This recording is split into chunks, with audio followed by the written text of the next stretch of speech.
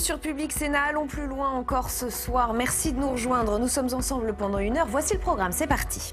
Dans le grand débat, nous reviendrons sur le nouveau classement PISA, celui qui mesure les performances des systèmes éducatifs. Alors, les élèves français sont dans la moyenne, mais l'Hexagone se distingue encore et toujours par ses inégalités. Un élève défavorisé a 5 fois plus de risques d'être en difficulté en lecture qu'un élève d'un milieu social élevé. Les récentes mesures du gouvernement peuvent-elles inverser cette tendance ? Hashtag ALPL pour réagir sur Twitter. Durant cette heure, nous irons également, et comme tous les jours, en salle des conférences pour recueillir les réactions des sénateurs et sénatrices. Et ce sera à votre micro, Fanny Conquis. Oui, justement, nous serons avec Sylvie Robert, vice-présidente de la commission éducation et culture du Sénat.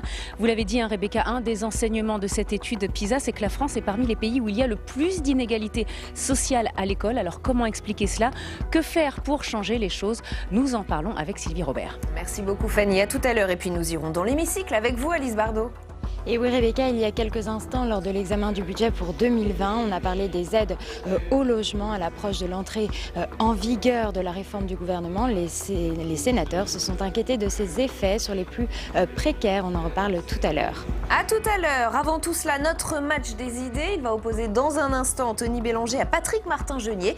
On va revenir sur ce nouveau sommet de l'OTAN. On célèbre le 70e anniversaire de l'Alliance, mais l'heure n'est pas vraiment à la fête, loin de là. Et c'est dans ce contexte que les tensions commerciales s'accentue ces dernières heures entre les États-Unis et l'Europe à cause de la taxe GAFA. On va voir tout cela avec nos invités. D'abord les explications, les détails, c'est avec Samia Dechir. Des menaces inacceptables. Bruno Le Maire ne mâche pas ses mots contre les possibles sanctions américaines sur les produits français.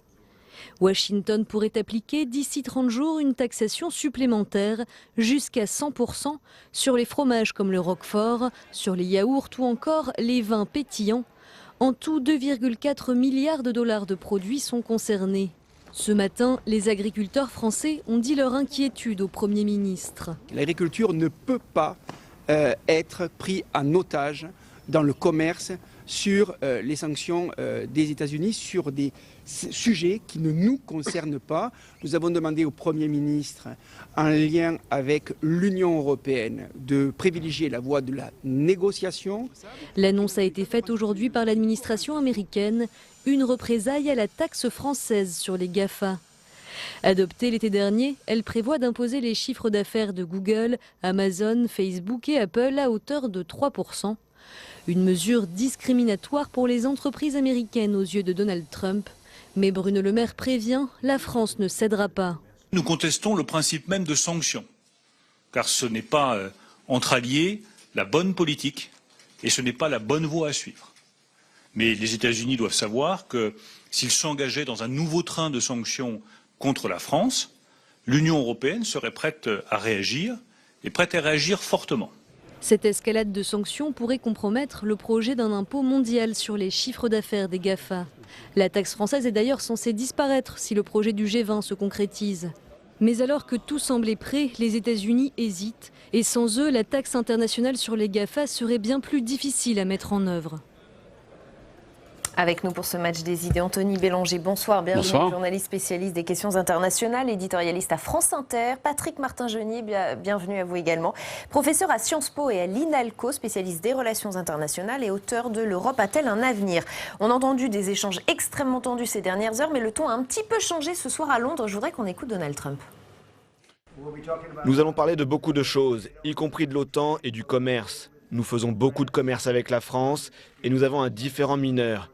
Je pense que nous allons probablement pouvoir le surmonter, mais nous entretenons d'importantes relations commerciales et je suis sûr que d'ici peu, les choses seront très prometteuses. Nous l'espérons. Bon, c'est en train de se calmer un petit peu. Anthony Bélanger, comment interpréter tout cela ? C'est très compliqué avec Donald Trump parce qu'il souffle le chaud et le froid. Ouais. Lui pense en bon dealer ou broker de deal qu'il est. Le reste du monde pense en homme instable et qu'il continue d'être, en tweetant d'un côté, en expliquant de l'autre qu'il allait imposer des taxes à la France, surimposer des taxes à la France pour une histoire de taxe GAFA qui traîne depuis maintenant 6 mois, qui est effectivement probablement c'est le seul moment où les États-Unis vont pouvoir sanctionner la France directement ad hominem. Pourquoi? Parce que la France est le premier de ces pays européens qui applique cette taxe de 3% sur le chiffre d'affaires réalisé par ces GAFA en France, plutôt que de tenter de les taxer sur leurs revenus ou du moins sur leurs bénéfices qui de toute façon qu'ils contingentent dans d'autres pays de l'Union européenne. C'est une taxe assez maligne qui risque d'être appliquée et qui a vocation à être appliquée par le reste de l'Europe, ce qui veut dire que pour l'instant la France fait cavalier seul, c'est donc facile de la visée, mais dans quelques mois, l'Italie la suivra, l'Allemagne elle aussi, d'autres pays. Et l'Europe soutient Paris. Et l'Europe soutient Paris, bien entendu, parce que l'Europe est en train de mettre en place cette même taxe. Le seul moment, si vous voulez, où la France est visable, et peut-être dans la ligne de mire des États-Unis, c'est en ce moment, parce qu'elle fait cavalier seul sur cette loi. Cette taxe, qui, je dois le dire tout de même, reste malgré tout très modeste. Mais vous savez, le problème des taxes, c'est toujours la même chose. Ça commence toujours petit, et après on peut toujours revoir le taux d'imposition à la hausse généralement, puisque les États deviennent toujours addicts au profit de ces taxes. Donc c'est maintenant pour les États-Unis qu'il faut taper, si jamais, et en l'occurrence la France qui y va en premier, si jamais ils veulent montrer que ça ne leur plaît pas. Sauf que Trump, quand vous touchez à un cheveu d'une entreprise américaine, il voit rouge. Oui, bien sûr. C'est même pour ça qu'il a été élu. D'ailleurs, il a été élu pour cela. Et il ne faut jamais oublier que lorsqu'il s'exprime dans une conférence de presse, il parle d'abord aux électeurs américains. N'oublions pas premièrement, il est dans une procédure d'impeachment, même si elle a peu de chances d'aboutir, qui le gêne politiquement. Il faut qu'il rebondisse, en Europe précisément.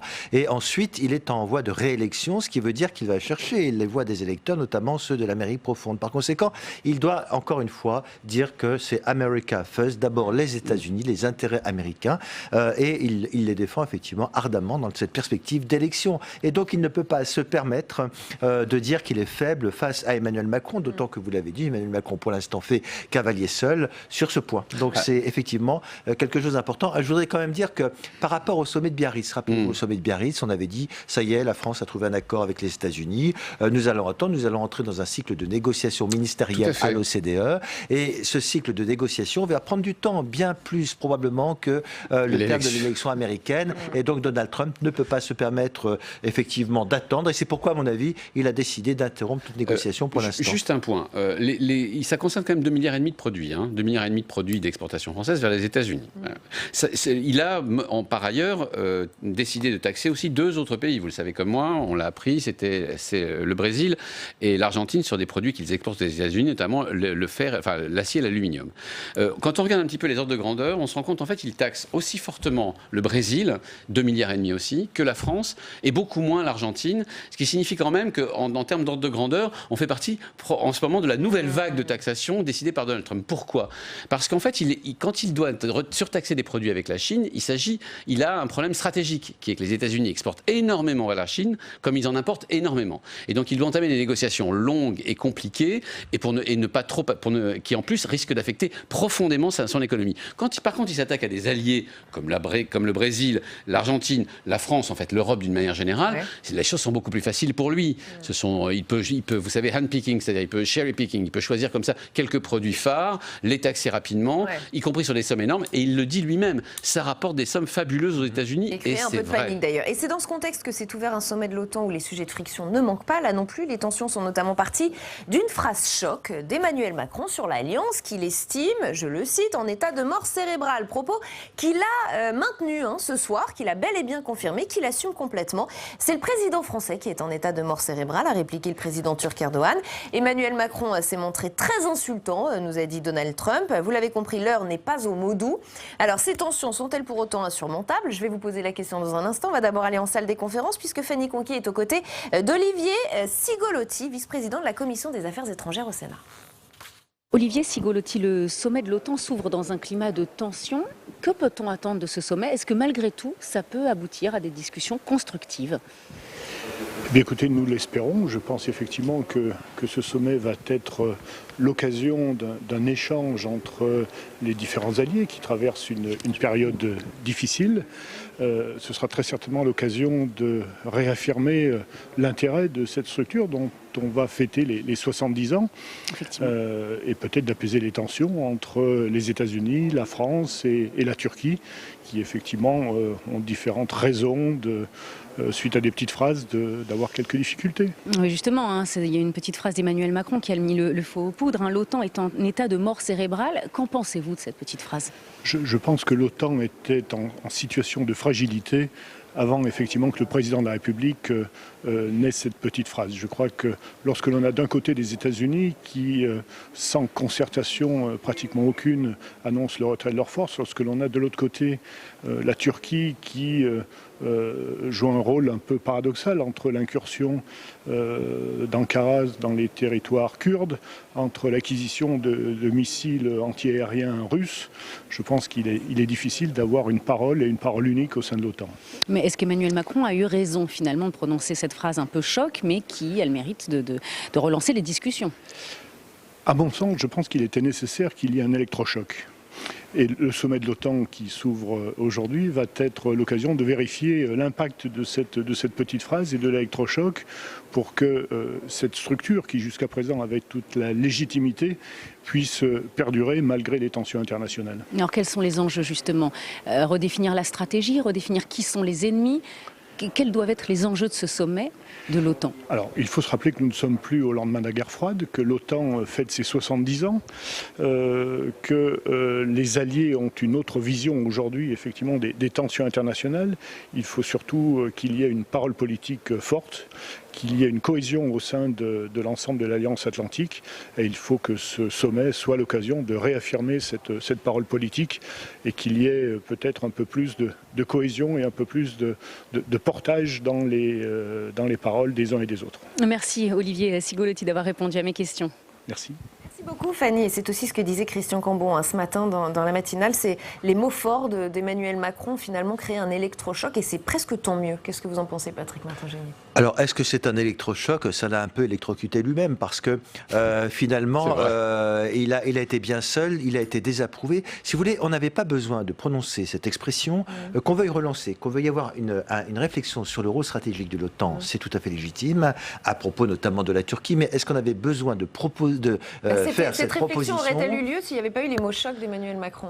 Non, mais réflexion, ça veut dire quoi ? Premièrement, cette expression a eu lieu dans un contexte un peu maladroit, juste au moment où le secrétaire d'État américain rencontrait Angela Merkel pour fêter les 30 ans de la chute du mur de Berlin. Or, l'OTAN a joué un rôle essentiel dans la stabilité de l'Europe. Donc, ce n'était pas très adroit politiquement de faire ça ce jour-là. Est-ce que ça a été calculé en termes de communication ? Je n'en sais rien. Et ensuite, je pense que c'est erroné parce que depuis la fin de la guerre froide, l'OTAN est quand même intervenue. Elle est intervenue notamment dans les États baltes, en renforçant la présence dans les États baltes, en faisant toujours attention. En ex-Yougoslavie, elle a été un moment extrêmement important. Elle a toujours été présente, donc elle n'a pas été en état de mort cérébrale, elle a été extrêmement opérationnelle, cette OTAN, et donc c'était un peu injuste cette critique. Maintenant, qu'il veuille effectivement qu'on réfléchisse sur l'avenir et la stratégie de l'OTAN dans les 20 ans qui viennent, c'est tout à fait légitime. Je ne pense pas pour autant qu'il fallait prononcer cette expression qui a été désavouée à la fois par Angela Merkel et ses alliés, mais également hier par le secrétaire général de l'OTAN. Et qu'il assume pourtant ce soir encore à Londres. Bien sûr qu'il ne peut qu'assumer, si vous voulez. Mais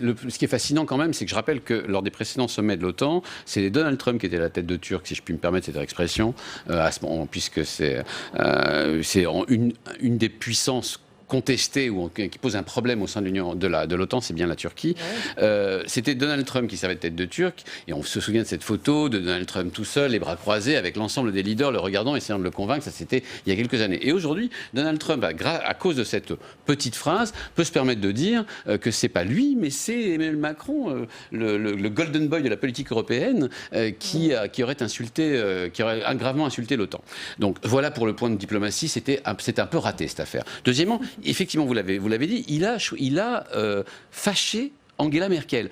Pour fâcher Angela Merkel, reine du pragmatisme et de la compromission, il faut vraiment y aller très fort. Je rappelle ce qu'elle a dit. Je suis fatigué et du compromis. Pas de la compromission. Oui, du compromis. Je suis fatigué d'avoir recollé les morceaux de vaisselle que vous avez cassés. Et ça, elle le dit en s'adressant à Emmanuel Macron. Donc, en fait, Je pense que c'est ce que ça révèle, c'est probablement d'une part la frustration d'Emmanuel Macron, qui a l'impression d'être seul, par exemple, à se battre au Sahel, et que l'OTAN, ni l'OTAN, ni même l'Union européenne n'est là pour l'aider. Ça, je peux comprendre ça. Et autre part, sa frustration aussi vis-à-vis de l'Allemagne. Parce que c'est pas là, on est arrivé à un point culminant d'invective entre les deux pays. J'avais rarement vu des relations aussi basses entre l'Allemagne et la France que ces derniers mots. Et notamment, cette expression a particulièrement vexé les Allemands. Pourquoi ? Parce que les Allemands sont un peu garants de la tranquillité de l'Europe de l'Est au sein de l'OTAN et de l'Union européenne. Il ne faut pas oublier que l'OTAN et l'Union européenne, c'est un peu un package pour la plupart de ces Européens de l'Est qui ont quitté le pacte de Varsovie, on en fêtait les 30 ans de la chute du mur de Berlin il n'y a pas très longtemps, pour se réfugier dans les bras de l'OTAN. Pour eux, l'OTAN est l'instrument indispensable de leur défense, comme l'Union européenne est l'instrument indispensable de leur économie.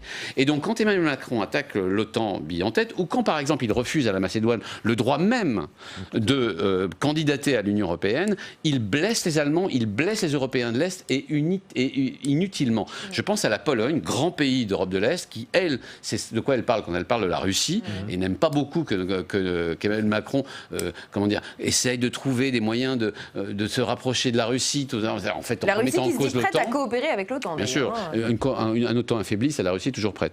Le ministre des Affaires étrangères polonais qui expliquait qu'Emmanuel Macron était irresponsable en ce moment-là d'avoir des propos pareils et surtout d'avoir une attitude pareille alors même que la Russie est en ce moment, on va dire, à l'attaque stratégiquement. Sauf que vous l'avez dit, Anthony Bélanger, il y a cette Turquie qui se fournit en armes russes sans consulter, qui intervient en Syrie sans consulter. Ça, c'est vrai. Ce soir, Emmanuel Macron a d'ailleurs lancé des nouvelles attaques ce soir depuis Londres toujours. Elle travaille parfois avec des intermédiaires de l'État islamique, a déclaré le président français. C'est vrai aussi. Alors, faut-il se poser, oui ou non, la question de l'exclusion de la Turquie de l'OTAN? L'eurodéputé LR, François-Xavier Bellamy, n'a pas de doute, il était sur notre plateau. Écoutez.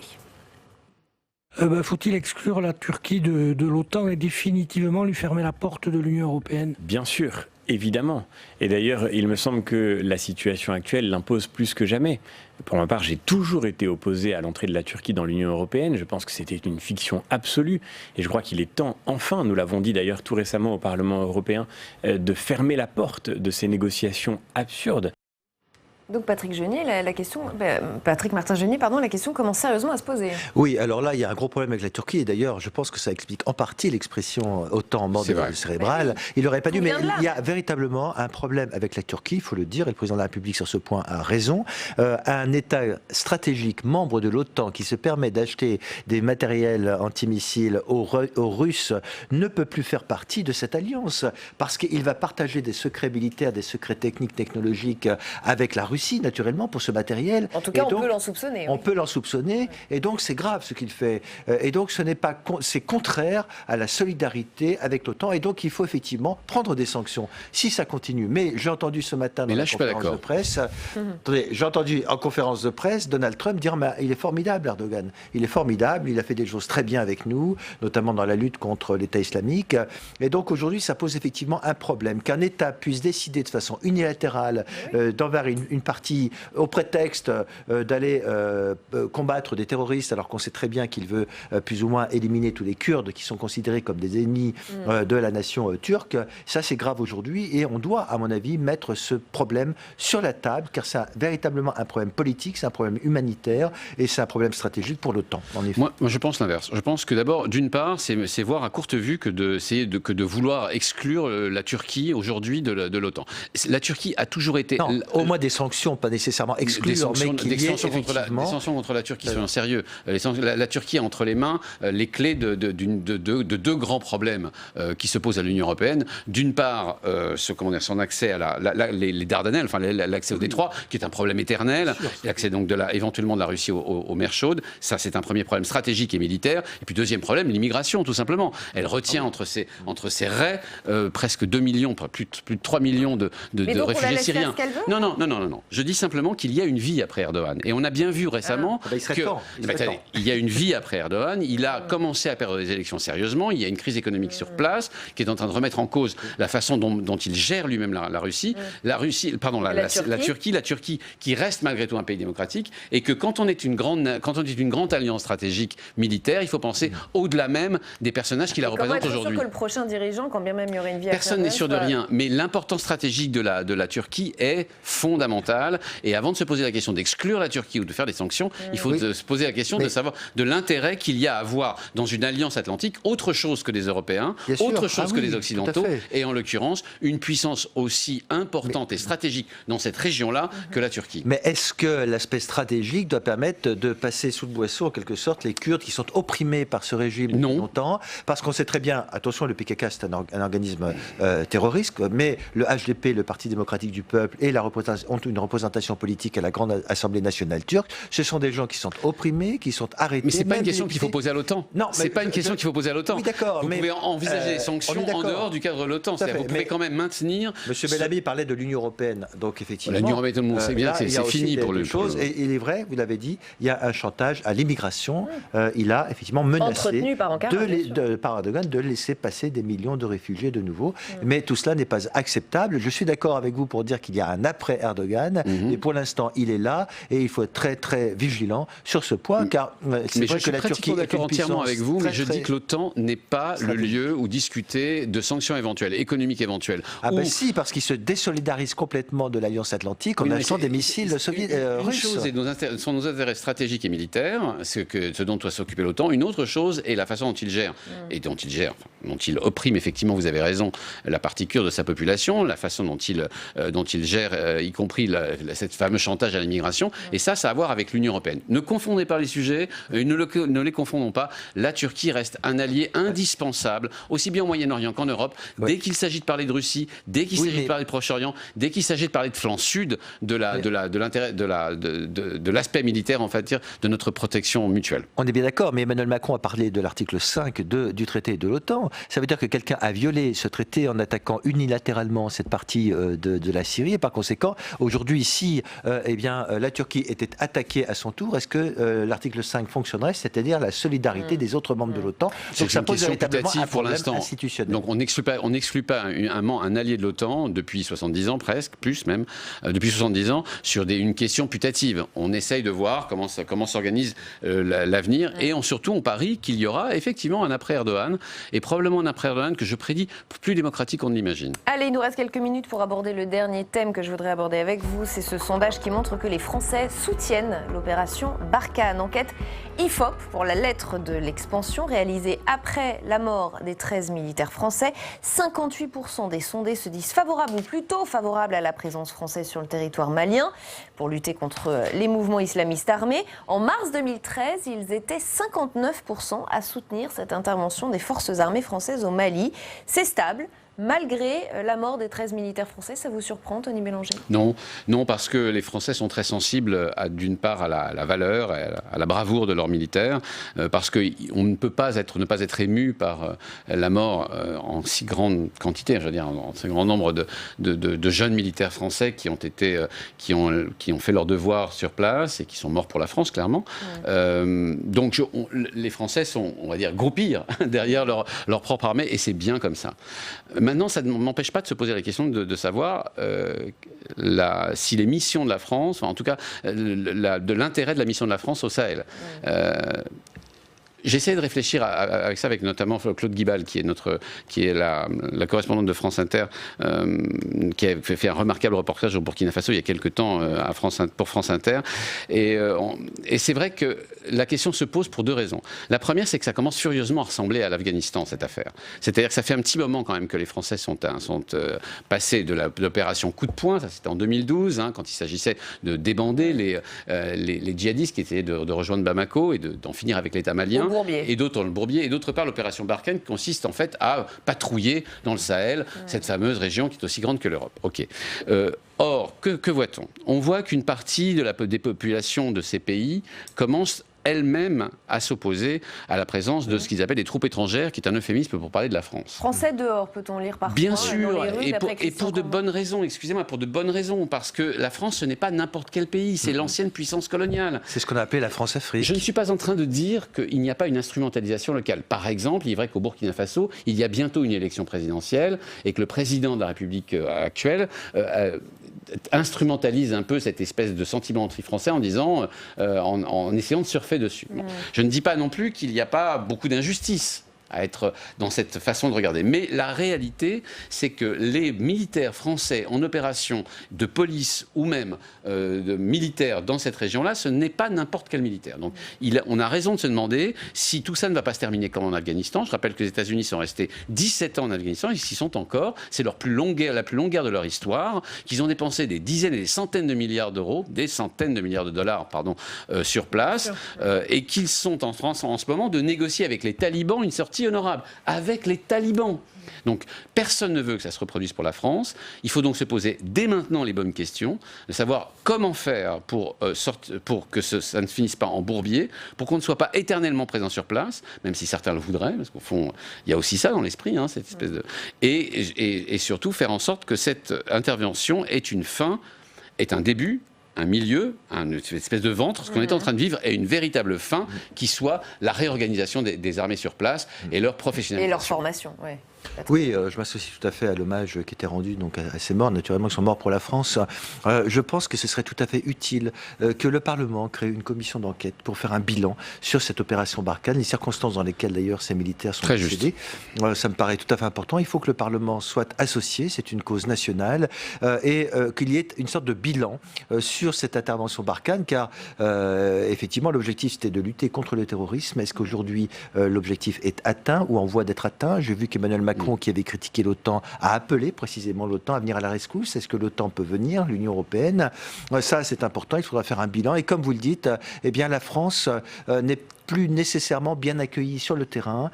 Et certaines, d'ailleurs, l'armée malienne a même elle-même été critiquée pour certaines exactions et pour éventuellement une certaine corruption. Donc il faudra faire le bilan sur tout cela pour savoir s'il faut continuer et appeler éventuellement l'Union européenne à la rescousse. C'est très important sur le plan politique, sur le plan... Et justement, pour l'hommage rendu à ces militaires qui sont morts pour la France, il y en a plus de 40 qui sont décédés.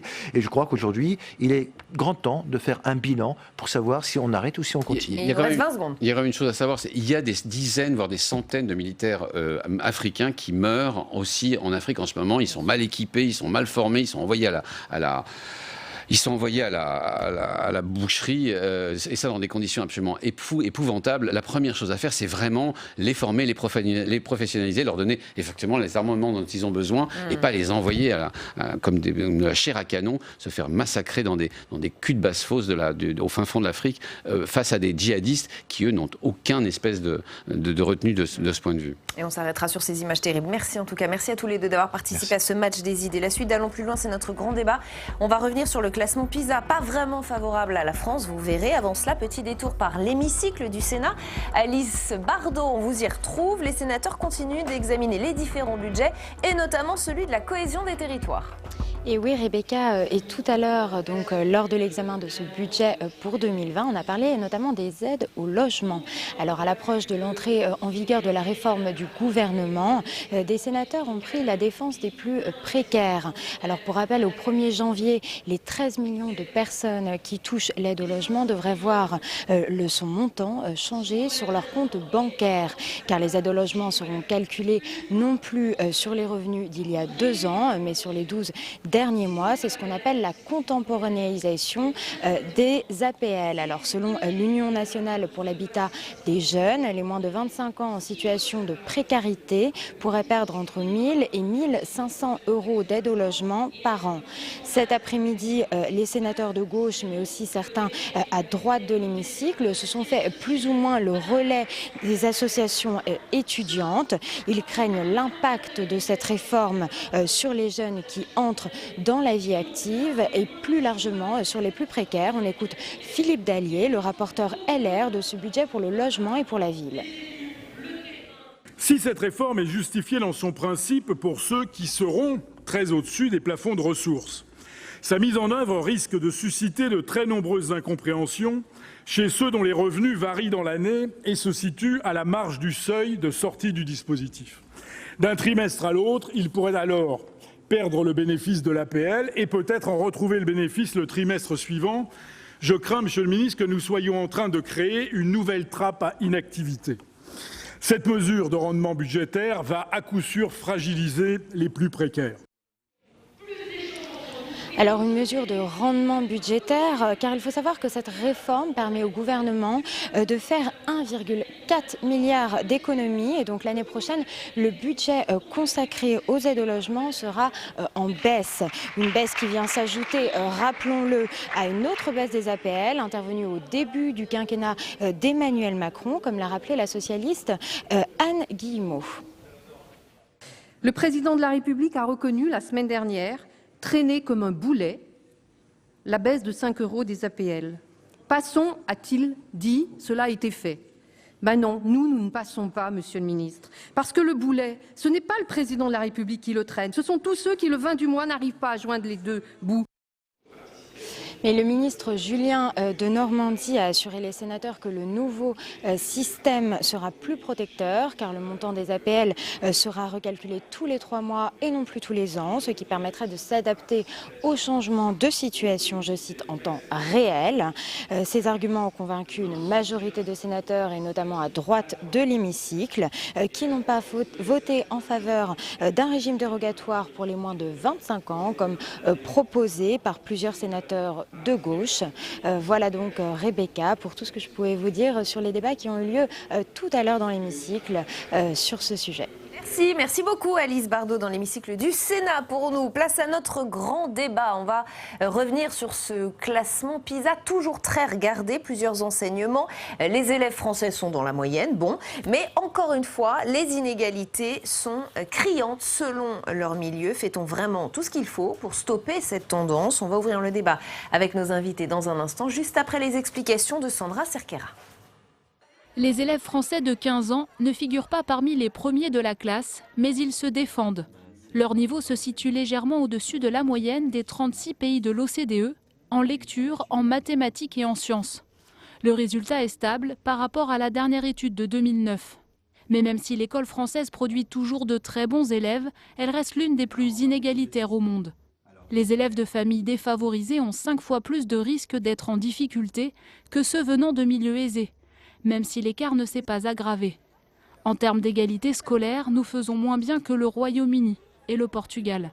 Le système scolaire français fait que quand vous êtes dans un collège en difficulté, vous êtes ensuite dans un lycée en difficulté et vous avez ensuite les plus grandes peines du monde à accéder à l'enseignement supérieur. Il y a une espèce de trappe sociale qui fait que vous n'avez pas accès comme les autres à un enseignement de qualité et ça c'est un souci majeur. Pour le syndicat SNES-FSU, si les inégalités se creusent, c'est en partie parce que la France investit de moins en moins dans l'éducation. On est, par rapport au produit intérieur brut, au PIB, à 6,7% pour les dépenses d'éducation. Si on prend les années 80, on était à 1 point de plus de PIB, avec, on le sait, et c'est bien, une démocratisation, davantage d'élèves qui accèdent au baccalauréat, des élèves qui sont donc scolarisés, mais ça suppose qu'on se donne les efforts nécessaires en matière budgétaire pour justement travailler tout ce qui est formation des enseignants et conditions de travail. Autre enseignement de cette étude, les collégiens français manquent de confiance en eux et ont plus peur de l'échec. C'est sans doute dû à la relation que les élèves entretiennent avec leurs enseignants. 57% seulement des jeunes se sentent soutenus par leurs professeurs, contre 70% en moyenne pour leurs camarades étrangers. Et avec nous pour le grand débat ce soir, Françoise Cartron, bienvenue. Vous êtes sénatrice La République En Marche de la Gironde, ancienne directrice d'école et vous avez été membre du Conseil national d'évaluation du système scolaire. Jean-Raymond Hugonet, bienvenue à vous. Bonsoir. Également. Sénateur LR de l'Essonne, membre de la Commission de la Culture, de l'Éducation et de la Communication. Éric Charbonnier, bienvenue. Bonsoir. Vous êtes analyste à la direction de l'éducation de l'OCDE qui publie donc ce classement PISA dont on parle ce soir. Et Claire Crépert, bienvenue. Bonsoir. Vous êtes responsable nationale des syndicats enseignants enseignants de l'UNSA. Merci à tous les 4 d'être ici. La question des inégalités, je voudrais qu'on y revienne dans un deuxième temps, mais je voudrais d'abord un premier tour de table sur ce classement. Éric Charbonnier, les élèves français sont légèrement au-dessus de la moyenne mondiale. C'est stable. Vous diriez que c'est bien, que c'est moyen, que c'est médiocre? Je vais mettre une note non, mais honorable. On a un honorable, d'accord, par rapport au classement précédent. C'est pas aussi catastrophique que ce qu'on entend, ce qu'on peut lire souvent, qu'on a le pire système d'éducation après avoir cru qu'on avait le meilleur. La France est moyenne et tous les 3 ans, on est dans cette situation avec, encore une fois, on parlera des inégalités tout à l'heure, mais le classement lui-même n'est pas si alarmant que ça. C'est plus les détails du classement qui nous posent des questions. Et vous, Claire Crépert, ce classement, il vous inspire quoi? Plutôt de l'inquiétude ou vous dites bon? Oui, on rejoint ce qui vient d'être dit par Monsieur Charbonnier. Il y a une forme peut-être de, j'allais dire presque de soulagement parce qu'on avait eu quand même plusieurs fois des résultats PISA qui montraient une baisse assez conséquente des résultats de nos élèves. Et donc là, il y a une forme de stabilité qui est presque un soulagement parce que c'est moins pire que prévu. Voilà, avec les résultats PISA, on avait l'habitude d'entendre un discours très très négatif sur notre école, et ça c'est déjà un petit peu mieux de ce point de vue-là. On va en prendre un petit peu moins dans la figure, si je le dis un peu familièrement. En revanche, on est très très inquiet sur le fait qu'on n'est pas capable de réduire les inégalités entre les élèves. Et on va y venir, c'est promis. Et on y reviendra bien sûr, c'est ce qui frappe le plus. Françoise Cartron, c'est vrai que ce gouvernement a déjà opéré des petits changements, avec notamment le dédoublement des classes de CP et de CE1. Est-ce que vous vous dites, du coup, on va sur la bonne voie? Ou évidemment on n'en voit pas encore les effets, on les verra aux environs de 2030, je crois. Exactement. C'est ça. Voilà, c'est 15 ans PISA, donc il faut une dizaine d'années avant de voir les effets de ce genre de politique. Alors il faut être honnête, quand même le gouvernement précédent avait commencé à mettre la priorité sur l'enseignement primaire. On a été des années et des années où on avait quand même les crédits étaient massivement alloués à l'enseignement secondaire. Pour l'enseignement primaire, on était en deçà de l'investissement que pouvaient faire les autres pays. Là, depuis quelques années, on a inversé la tendance, on a mis priorité à l'enseignement primaire, et ça l'est encore dans le budget qu'on vient de voter. Ce gouvernement a attaqué à la fois aussi ce problème des inégalités, parce que le dédoublement des classes de CP, en priorité d'abord dans les quartiers dits difficiles, je pense que ça participe aussi de vouloir réduire ces inégalités dont sont victimes un certain nombre d'enfants du fait de leur milieu social. Mais, comme je dirais, comme on met des notes, alors moi je ne vais pas mettre de notes, je vais plutôt mettre des encouragements. En progression. En progression. Peut mieux faire. Absolument, regardez, c'est le titre de notre bloc, mais peut mieux faire. C'est votre avis aussi? Non, alors, c'est un peu le monde à l'envers, parce que Françoise Cartron, avec beaucoup de prudence, dit le mouvement était engagé avant, parlons clair. C'est depuis que Jean-Michel Blanquer est au gouvernement que les choses évoluent.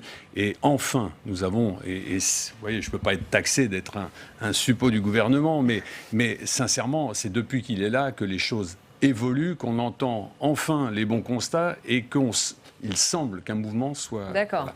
Maintenant, les classements, les sondages, vous savez que c'est comme le ballon d'or. Moi, je suis toujours un peu sceptique pour juger de l'éducation, ou plutôt de l'instruction publique, je préfère dire ça, dans notre pays.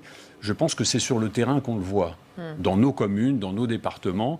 Et je fais plus confiance à ce que je vois, à ce que j'entends et ce que je perçois de la société et de l'école, du collège, du lycée, plutôt que le PISA. Chacun va analyser les chiffres, on peut leur faire dire ce que l'on veut. On ne va pas nous faire croire qu'en France aussi, nous sommes un pays attardé à ce niveau-là. Il faut... Alors, peser les choses. Le gros point noir de cette étude concernant la France, ce sont les inégalités. On est dans le groupe des 4 ou 5 pays les plus inégalitaires. Un élève défavorisé a 5 fois plus de risques d'être en difficulté en lecture qu'un élève d'un milieu social élevé. C'est ce que nous dit l'OCDE. Avant de vous demander donc, ce que vous inspirent ces chiffres sur les inégalités, on va faire réagir Sylvie Robert. Elle est vice-présidente de la Commission de la culture, de l'éducation et de la communication au Sénat. Elle est en salle des conférences avec Fanny Conqui. Sylvie Robert, un des enseignements de cette enquête PISA, c'est que la France est parmi les pays en tête de classement en ce qui concerne les inégalités sociales. Comment est-ce qu'on peut expliquer ce résultat ? Oui, c'est vrai que les derniers résultats de l'étude PISA montrent qu'il y a une stabilité globalement de la France, ce qui est déjà quand même à souligner. Je crois qu'il faut commencer par là. Il n'y a pas d'amélioration. Il n'y a pas d'amélioration sur la question des inégalités. Et ça, vous avez raison, c'est extrêmement préoccupant parce que forcément, c'est la question de la promesse républicaine, presque de la méritocratie, où on voit que les enfants issus de milieux socio-économiques modestes, eh bien, ont vraiment beaucoup moins de chances de réussir que les autres. Alors ça, comment le faire et comment faire progresser finalement cette promesse-là? Je crois qu'il y a beaucoup de leviers. Et je voudrais quand même dire que cette étude PISA qui revient tous les 3 ans est fondée quand même sur des tendances lourdes. On sait bien que finalement presque c'est sur 10 ans qu'on doit observer les évolutions. Donc c'est important de le préciser comme ça parce que c'est pas un coup de baguette magique qu'on peut forcément tout transformer. Ceci étant, forcément la question de l'égalité et de l'équité territoriale est un vrai sujet.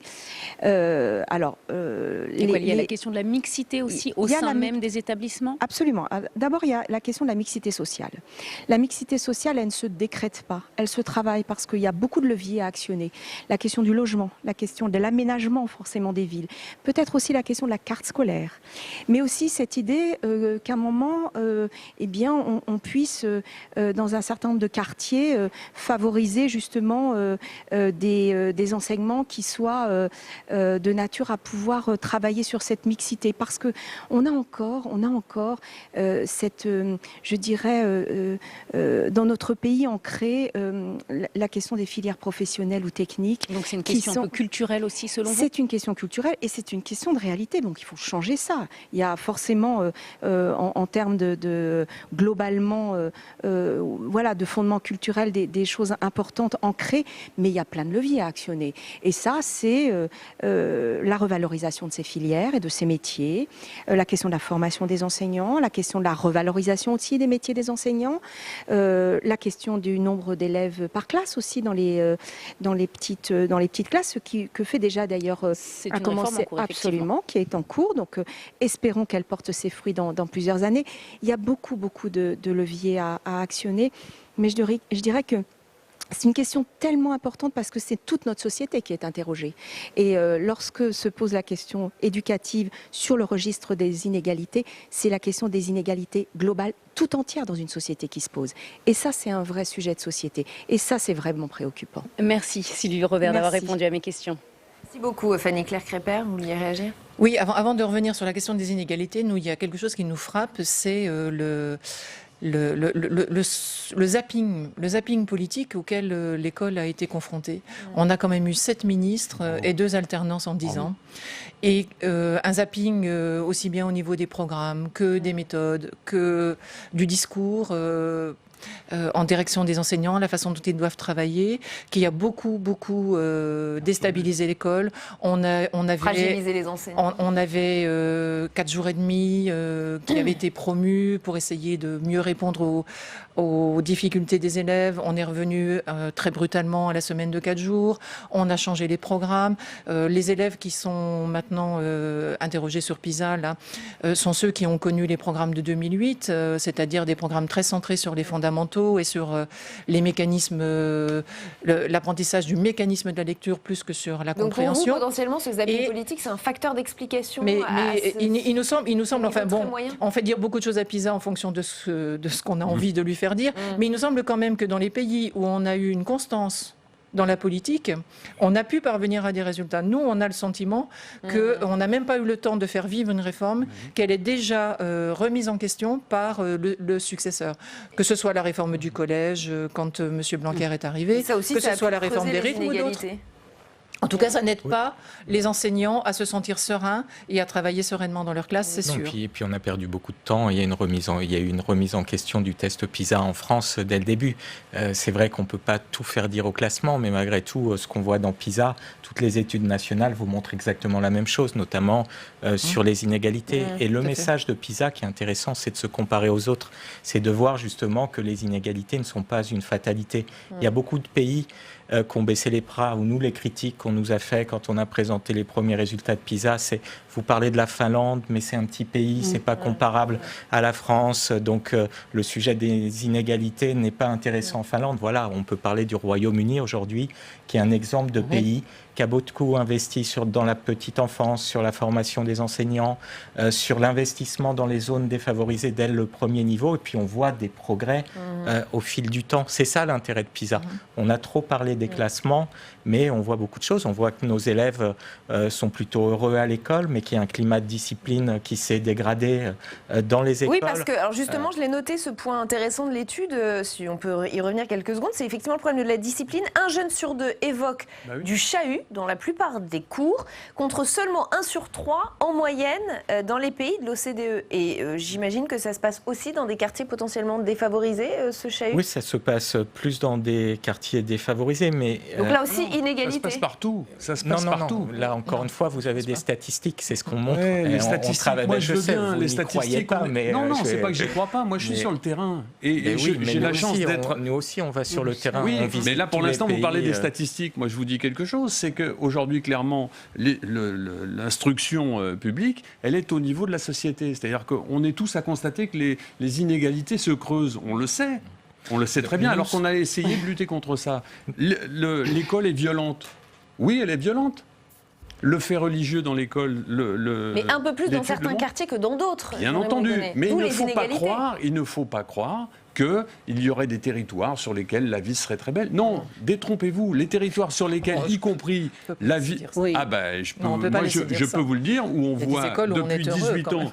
Mais heureusement qu'on est heureux majoritairement à l'école française, bien entendu. Sauf ce que je vous dis, sur 18 ans de mandat, j'ai vu des choses arriver au fil du temps qu'on ne voyait pas il y a 20 ans. Et ça, c'est incontestable. Sûr. Alors, la société d'abord a évolué. C'est pas la même qu'il y a 20 ans. Entendu. Donc, bien sûr, on n'avait pas les portables, on n'avait pas les réseaux sociaux, on n'avait pas tout ça. Mais moi, je crois quand même que si on ne s'attaque pas au problème fondamental, qui est la non-mixité sociale dans les établissements, on n'y arrivera pas. Moi, ça fait depuis 2012 que j'ai produit un rapport pour alerter sur ce danger de la non-mixité sociale. Et alors, comment on fait ? Comment on fait ? Il faut être beaucoup plus dirigiste. Et voyez, à Toulouse, ils ont pris le taureau par les cornes. C'est-à-dire qu'il y a un certain nombre d'établissements qui sont, il faut le dire, il y a des établissements ghettos. Oui, ces établissements-là, il faut les faire éclater. Il faut permettre et répartir les enfants dans différents que les enfants puissent aller se mélanger aux autres dans d'autres établissements, qu'il n'ait pas le sentiment d'être assigné à un territoire, à un type d'établissement scolaire qui forcément a de moins bons résultats et qui leur font intégrer qu'ils ont moins d'ambition. Et ça, je trouve que c'est terrible. Moi, je suis allée dans les établissements autour de Stein et en Seine-Saint-Denis. Quand je vais discuter avec ces jeunes en leur disant « tu vas aller à quel lycée ?» Bon, mettons, il y a 3 ou 4 lycées autour. Ah non, celui-là, il n'est pas pour moi. Celui-là, c'est pour les Bourges. Voilà. Donc, ils commencent à rabaisser leurs ambitions dans ce qui est l'orientation. Ils intègrent que quelque part, ils ne sont pas égaux. On est quand même dans un pays où l'égalité, c'est un des fondamentaux. Et donc, eux-mêmes se mettent des barrières. Et on a vu qu'aujourd'hui, ces barrières aussi, elles sont dans le monde rural. Où dans le monde rural, il y a moins d'ambition parce que les élèves restent sur le parcours. Ça s'appelle de l'aménagement du territoire, avant tout. C'est même pas de l'aménagement. Si, parce qu'ils sont issus d'où ? Oui, non, mais il faut qu'ils puissent, et moi je crois qu'il y a une autre politique, c'est mener une politique forte des internats pour que les enfants des territoires ruraux, il ne faut pas qu'ils restent forcément dans le lycée qui est à proximité, parce qu'ils peuvent avoir envie de faire une formation qui se fait à 150 km. Et il faut qu'on développe de ces internats, qui sont des internats éducatifs au bon sens du terme, c'est-à-dire qui offrent une offre éducative et qui leur permettent que ce n'est pas le nombre de kilomètres qui va déterminer ce que sera leur orientation. Non, c'est clair qu'il faut agir sur la mixité sociale. Il faut aussi donner davantage de qualité dans ces établissements. On se rend compte que nos enseignants déclarent être mal préparés pour gérer des classes de plus en plus hétérogènes, pour faire face à des classes multiculturelles. Ils déclarent qu'ils sont mal préparés sur le volet pédagogique du métier. Donc il y a un véritable souci de formation. Et l'exemple du Portugal est très intéressant. On en a beaucoup parlé. Il y a eu une véritable progression avec un investissement dans les zones défavorisées et puis une implication des acteurs sociaux. C'est-à-dire qu'il n'y a pas que l'école qui doit être en charge de lutter contre les inégalités. D'accord, les éducateurs. Au Portugal, les éducateurs viennent à l'intérieur des écoles. Ils peuvent être assistants d'enseignants, ils ne les remplacent pas. Ils sont là pour les aider, ils sont là pour créer du lien entre les familles et l'école. Parce que c'est ça aussi.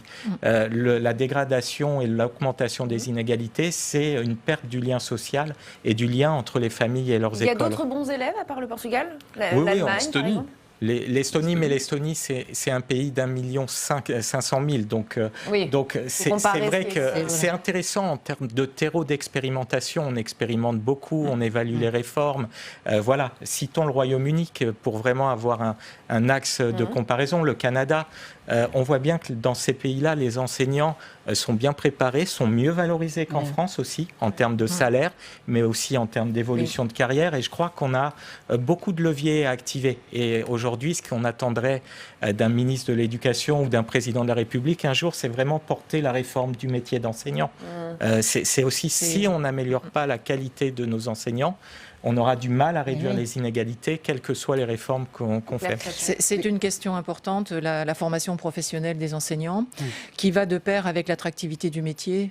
Clairement, en France, être enseignant, ça n'est pas un choix, ce n'est pas un premier choix pour la majorité des étudiants qui sont recrutés tardivement, puisque maintenant ça sera M1, M2, même le concours sera fin de M2, donc on sera à Bac plus 5.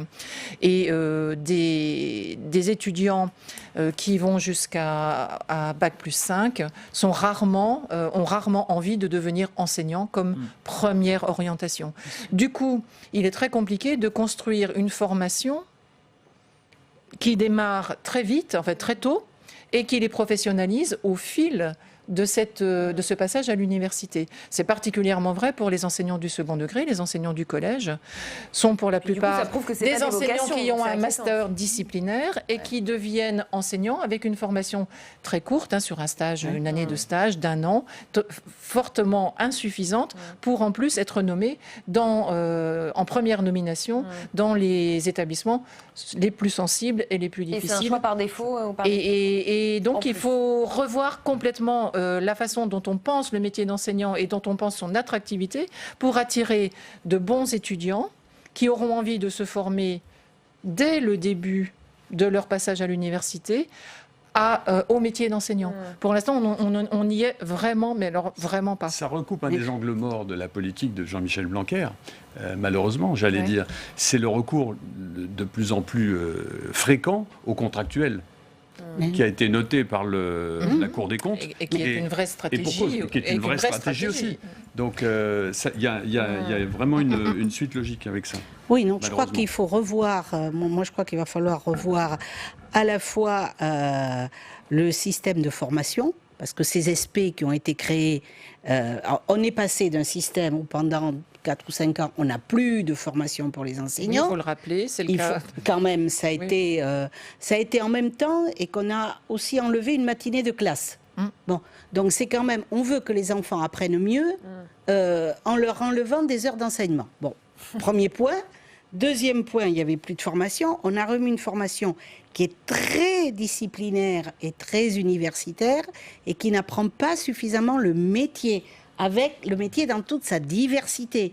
Parce qu'enseignant, c'est certes transmettre un savoir, mais c'est aussi savoir se comporter et comment on aborde certains enfants. Ils ne sont pas tous avec le même profil psychologique, ni voilà.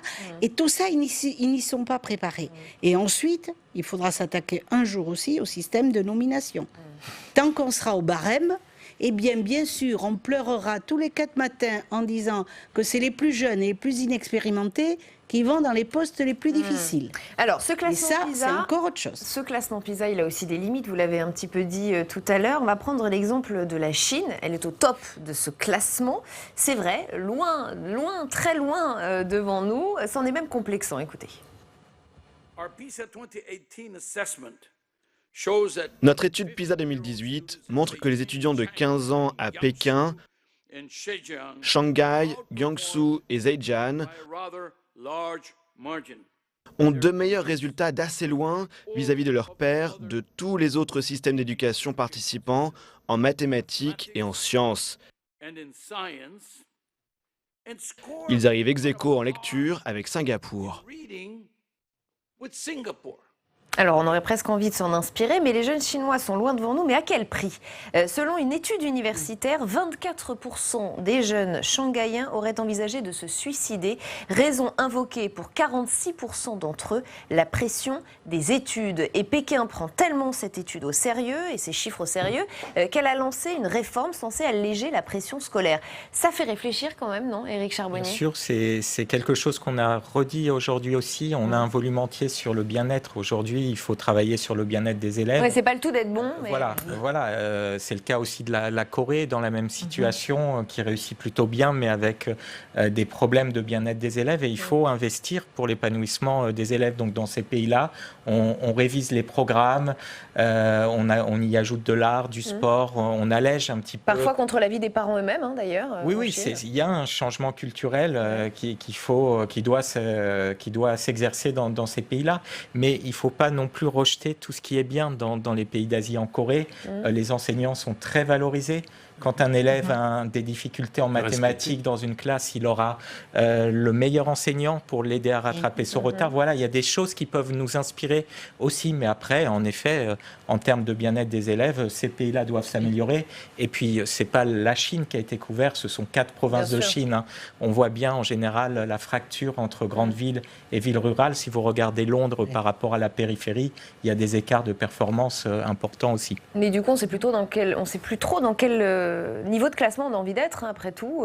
On est moyen, mais on est peut-être plus heureux. On est moyen par rapport à quoi, encore une fois ? Ce sont des critères internationaux, l'OCDE. C'est très intéressant, ces travaux-là, mais ils viennent souvent, vous voyez, dans le classement horizontal s'accumuler. On est en France, excusez-moi de penser qu'on a le plus beau pays du monde par rapport à sa taille. Et je pense que l'on produit aussi, notamment dans des élites, qu'elles soient scientifiques, littéraires ou autres, nous sommes un pays qui éclaire encore un tout petit peu le monde. En tout cas, j'ai la prétention de le croire. Mais pas dans les filières professionnelles. Alors, pas dans les filières professionnelles. C'est ce qu'on dit, mais on a, dans l'OCDE, si vous voulez, moi je constate une chose, où on a à un moment dit qu'il fallait qu'un maximum d'enfants aient le bac. Voilà, ce qui est une erreur profonde et majeure. Aujourd'hui, il y a des centaines de milliers d'emplois qui sont des emplois intéressants et qui ne sont pas des emplois avilissants, qui ne sont pas remplis en France parce que tout simplement, on a fait ce complexe.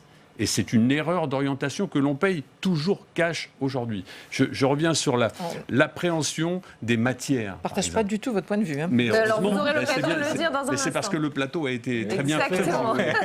Mais voilà, ne serait-ce que l'approche des matières. Quand on voit comment l'histoire, géographie est enseignée dans notre pays, on pleure. Ah oui. On pleure. Ce sont... Mais oui. Mon cœur saigne. Votre cœur saigne.